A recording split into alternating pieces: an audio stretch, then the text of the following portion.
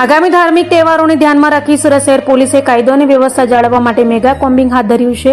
Zone 2ના 5 police station વિસ્તારમાં ચાલેલી આ કાર્યવાહીમાં કુલ 196 આરોપીઓ પોલીસ સમક્ષ હાજર થયા હતા. સુરત શહેરમાં આગામી ધાર્મિક તહેવારોને લઈને સુરક્ષા વ્યવસ્થા વધુ મજબૂત બનાવવા પોલીસ એક્શનમાં આવી છે.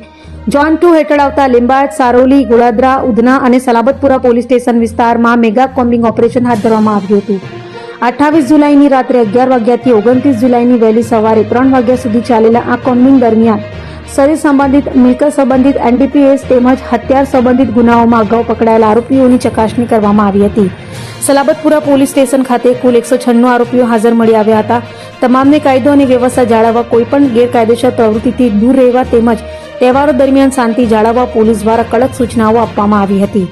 સુરત શહેર પોલીસે સ્પષ્ટ કર્યું છે કે આગામી તહેવારો દરમિયાન પેટ્રોલિંગ, વાહન ચેકિંગ, કોમ્બિંગ અને પ્રિવેન્ટિવ ડ્રાઇવ વધુ સઘન બનાવવામાં આવશે, જેથી શહેરમાં શાંતિપૂર્ણ અને સુરક્ષિત માહોલ જળવાઈ રહે.